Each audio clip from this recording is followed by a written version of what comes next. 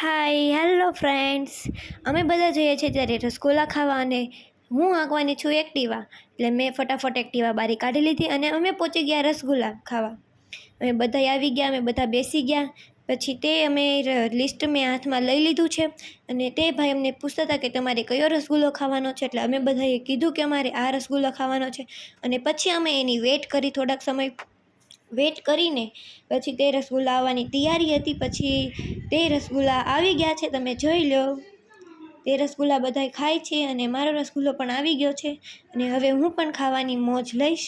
કેટલો મસ્ત રસગુલ્લો છે, ટેસ્ટી છે અને છે ને તે રસગુલ્લો ઠંડો બહુ જ છે ને તે બહુ જ મસ્ત લાગે છે.